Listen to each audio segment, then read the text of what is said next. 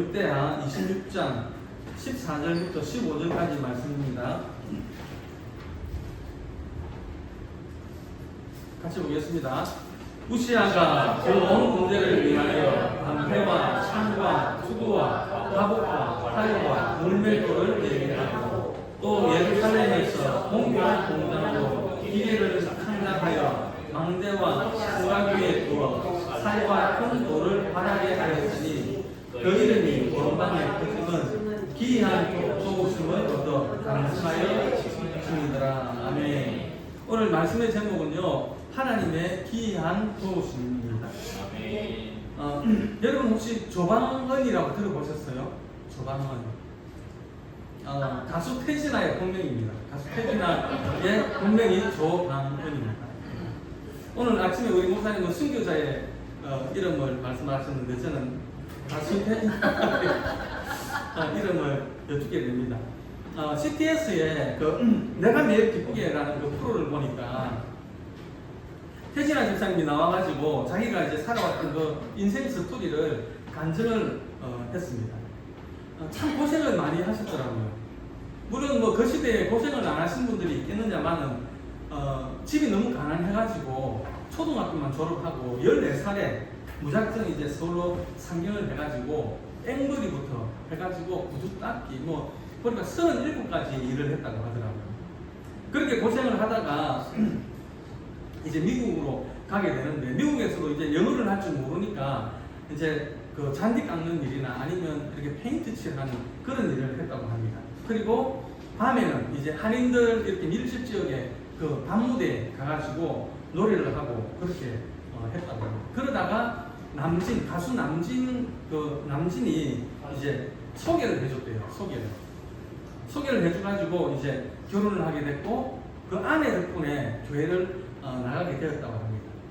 그리고 교회를 나가면서부터 자기의 인생이 완전히 풀리기 시작했다 그렇게 하더라고요. 그 노래를 발표하기만 하면 대박이 나고 그렇게 그 승승장구를 했는데 하나님의 도우심이 없었더라면 아마 지금의 자기도 없었을 것이다 그렇게 간증한 것을 들었습니다. 오늘 본문에는요 우시아 왕이 등장합니다. 이 우시아 왕은 16살 때 왕이 됩니다. 왕이 되어가지고 50년을 그 나라를 치리를 합니다. 어린 나이에 왕이 되는 경우는 있습니다. 왜냐하면 그 시대가 세습제이기 때문에 왕이 어린 나이에도 왕이 되는 경우가 있는데 한 나라를 50년을 이렇게 치리한다는 것은 그래 쉬운 일은 아닙니다. 우시아 왕은 아버지 아마샤를 본받아가지고 정치를 참 잘했습니다. 오늘 역대하 26장 8절에 보니까요 이렇게 말씀을 하고 있습니다. 암몬 사람들이 우시아에게 조공을 바치매 우시아가 매우 강성하여 이름이 애굽 변방까지 퍼졌더라 그랬습니다. 또 10절에 보니까요 또 광야에 망대를 세우고 물 웅덩이를 많이 파고 고원과 평지에 가축을 많이 길렀다고 했습니다. 그리고 군사도 많이 늘렸습니다. 12절 13절에 보니까요 족장의 총수가 그러니까 지금으로 말하면 뭐 장교나 지휘관쯤 되겠죠. 족장의 총수가 2,600명이니 모두 큰 용사요. 거의 귀하의 군대가 30만 7,500명이라 근전하고 싸움에 능하여 왕을 도와 적을 치는 자이며 그랬습니다. 그리고 국력도 아주 강하게 만들었다라고 말씀을 하고 있습니다. 14절 15절 말씀인데요. 우시아가 그의 온 군대를 위하여 방패와 창과 투구와 갑옷과 활과 물맷돌을 준비하고 또 예루살렘에서 재주 있는 사람들에게 무기를 보완하게 하여 망대와 수각 위에 두어 화살과 큰 돌을 쏘고 던지게 하였으니 그의 이름이 멀리 퍼지면 기이한 도우심을 얻어 강성하여 심이었더라.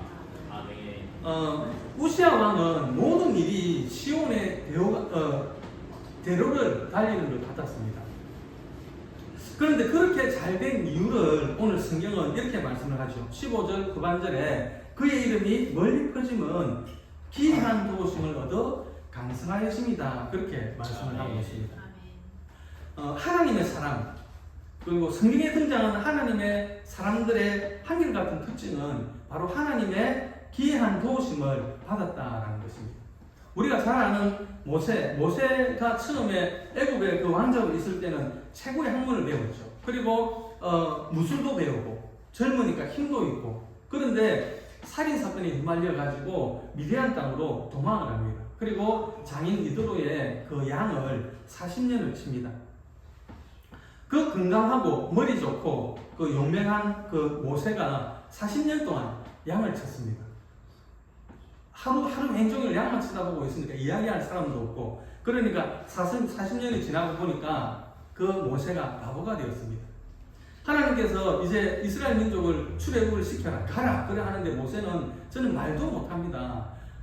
이 나이에 뭘 합니까? 보낼 만한 자를 보내소서, 그렇게 이야기를 합니다. 이제 모세는 늙어가지고 힘도 없습니다. 그런데 그에게 하나님의 기이하신 이 도움이 임하게 되니까 그가 양을 칠 때 들고 있던 그 지팡이를 던지니까 뱀이 되었습니다. 그 지팡이로 반석을 치니까 그 반석에서 물이 나왔습니다. 그 지팡이로 홍해를 치니까 그 홍해가 갈라져서 마른 땅이 되었습니다. 이것이 하나님의 기이한 도우심입니다. 사도 바울도 하나님의 기이한 도우심을 받았습니다. 사도 바울이 들고 다니는 그 손수건을 병자에게 얹으면 그 병이 다 나아버렸습니다. 바벨론의 고관들이 이 다니엘을 죽이려고 법률을 만들어가지고 다니엘을 사자굴에 집어넣습니다. 그런데 하나님이 천사를 보내셔가지고 그 사자들의 입을 막아버렸습니다. 하나님의 기이한 도우심입니다. 헤롯이 야고보를 죽이고, 그리고 그 사람들이 좋아하니까 그 인기를 더 얻기 위해서 베드로도 잡아 죽이려고 감옥에 잡아 넣었습니다. 그런데 천사가 와서 그 옥문을 열어주었습니다. 히브리서 13장 8절이죠. 예수님은 어제도 오늘도 영원토록 동일하다고 그랬습니다. 그 영원토록 동일하신 그 하나님의 도우심이 우리 주사랑교회와 또 성도님들이 가정에 임하기를 주님의 이름으로 축복합니다. 그러면 어떤 사람에게 하나님의 기이한 도우심이 임하느냐 보니까요, 선한 것을 선택할 때에 하나님의 선한 도우심이 임한다, 그렇게 말씀을 합니다. 나쁜 것을 좋아하는 사람들에게는 하나님의 도우심이 임하지 않습니다. 역대하 26장 9절 10절 말씀을 보니까요, 우시아가 예루살렘에서 성 모퉁이 문과 골짜기 문과 성구비에 망대를 세워 견고하게 하고, 또 광야에 망대를 세우고 물 웅덩이를 많이 파고 고원과 평지에 가축을 많이 길렀으며, 또 여러 산과 좋은 밭에 농부와 고동을 다스리는 자들을 두었으니 농사를 좋아하였더라 그랬습니다. 우시아 왕은 왕인데도 불구하고 농사 짓는 것을 좋아했습니다.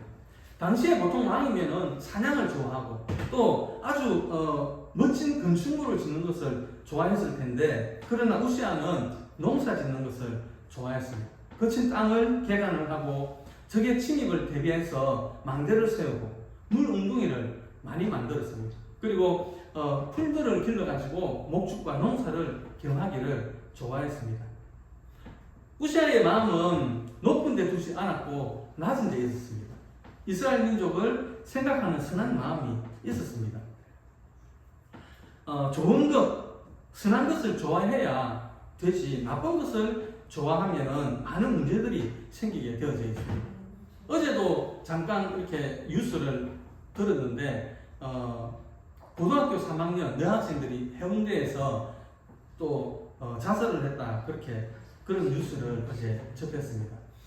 OECD 회원국 중에 아직도 우리나라가 자살률이 1위입니다. 우리나라에서도 자살률이 제일 높은 곳이 강원도입니다. 그 강원도 중에서도 태백과 정선이 가장 높다고 합니다. 그곳에는 뭐가 있죠?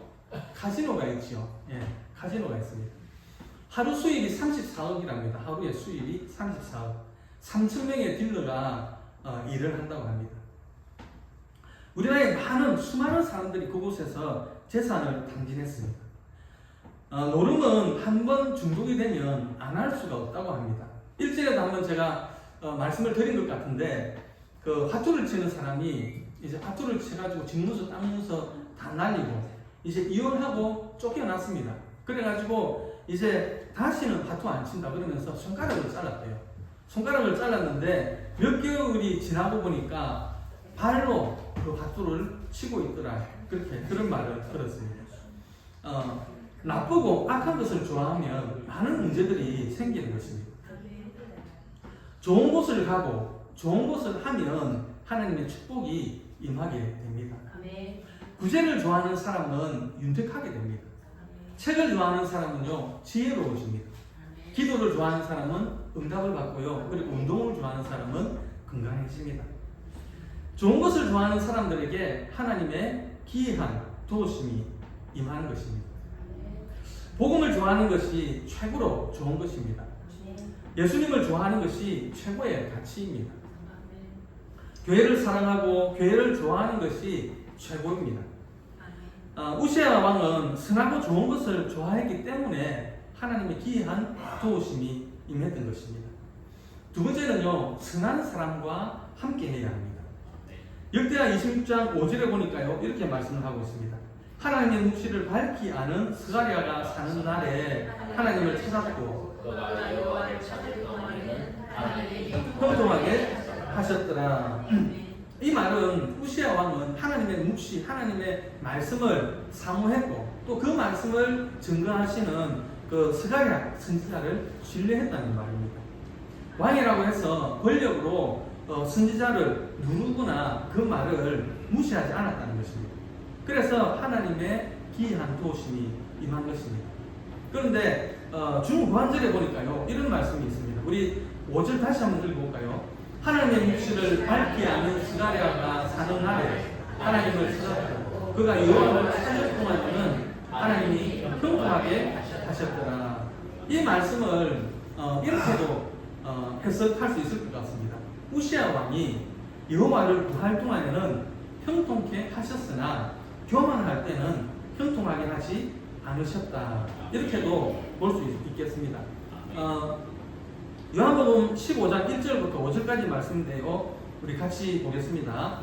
나는 참 포도나무요 내 아버지는 농부라. 물은 내게 있어 숲에서 열매를 맺지 아니하는 가지는 아버지께서 저것을 제거해 버리시고 물은 열매를 맺는 가지는 그 열매를 맺게 하려 그것을 깨끗하게 하시느니라. 너희는 내가 이르는 말로 이미 깨끗하여졌으니 내 안에 가라. 나도 너희 안에 가라. 가지가 포도나무에 붙어 있지 아니하면 스스로 열매를 맺을 수 없음 같이 너희도 내 안에 있지 아니하면 그가 가리라. 나는 포도나무요 너희는 가지라. 그가 내 안에 내가 그 안에 가면 사람이 열매를 많이 맺나니 나를 떠나서는 너희가 아무것도 할 수 없습니다. 하나님께서 항상 우리에게 복만 주시면 얼마나 좋겠습니까? 그런데 2절 앞소절에 보니까요 물은 내게 붙어 있어 열매를 맺지 아니하는 가지는 그랬습니다. 내게 붙어 있지 아니하는 가지는 아버지께서 그것을 제해버리시고 라고 말씀하셨습니다. 이런 말씀도 있습니다. 우시아 왕이 하나님을 찾고 그 말씀을 따를 때는 기이한 도우심이 있었지만 우시아 왕이 교만해졌을 때 악을 행했을 때는 하나님께서 그를 제거해 버리셨다라는 것입니다. 16절 말씀 우리 같이 보겠습니다. 그가 강성하였으니 그의 마음은 교만하여 악을 행하여 그의 하나님 여호와께 범죄하되 곧 여호와의 성전에 들어가서 당당히 분향하려 한지라. 분향은 제사장들만 할 수 있는 일입니다. 자기가 왕이라고 해서 할 수 있는 것이 아닙니다. 사울 왕도 그랬죠. 사울 왕도 사무엘상 13장에 보면 블레셋이 쳐들어왔을 때에 그 병거와 마병이 해변의 모래처럼 많았다고 그랬습니다. 그러니까 병사들은 무서워가지고 하나 둘 떠납니다. 그리고 사무엘은 안 옵니다. 그러니까 사울 왕이 그 병사들의 마음을 잡기 위해서 자기가 번제를 드려버립니다. 이 일로 인해서 사울 왕은 버려지고 하나님이 다윗을 백성의 지도자로 정해버리게 되는 것입니다. 우시아 왕이 마음이 교만해져서 향단에 분향을 하려고 하니까 제사장 아사야가 제사장 중에 유명한 사람 80명을 데리고 와가지고 그 뒤를 따라서 우시아 왕을 막습니다. 18절 말씀도 같이 보겠습니다. 우시아 왕 곁에 서서 그에게 이르되 우시아여 여호와께 분향하는 일은 왕이 할 바가 아니요 오직 분향하기 위하여 구별함을 받은 아론에 가서 제사장들이 할 바니 성소에서 나가소서. 왕이 분향했으니 하나님 여호와께서 영광을 얻지 못하리이다. 지성소에는 대제사장만 들어갈 수 있습니다. 성소에는 제사장만 들어갈 수 있습니다. 그런데 우시아는 교만해서 성소에 들어가서 분향을 했습니다. 우시아 왕이 향로를 잡고 분향하려고 하다가 제사장들 80명이 와가지고 막으니까 그 앞에서 화를 냅니다. 화를 낼 때에 그때 그 이마에 문둥병이 말하게 됩니다. 그래서 죽는 날까지 고침을 받지 못하고 별궁에서 살게 됩니다. 20절 21절인데요. 다시 보겠습니다. 대제사장 아사야와 모든 제사장이 왕의 이마에 나병이 생겼음을 보고 성전에서 급히 쫓아내고 여호와께서 시심으로 왕도 속히 나가니라. 우시아 왕이 죽는 날까지 나병 환자가 되었고 나병 환자가 되매 여호와의 손에서 끊어져 별궁에 살았으므로 그의 아들 요담이 왕궁을 관리하며 다스렸다. 아멘. 여러분 기이한 도우심을 얻어서 강성하여집니다. 이 말과 또 문둥병으로 별궁에서 격리되어 살다가 죽음이라 한 사람에게서 일어난 일이죠. 한 사람에게서 한때는 하나님을 순종해서 기이한 도우심을 얻어가지고 강성해졌고 또 한때는 문둥병으로 별궁에서 격리되어 살다가 죽었다라는 것입니다. 한 사람에게 일어난 일입니다. 이 말씀의 차이가 무엇일까요? 하나님을 찾을 때와 하나님을 찾지 않을 때의 차이입니다. 하나님의 말씀을 따라서 선을 행할 때와 악을 행할 때의 차이입니다.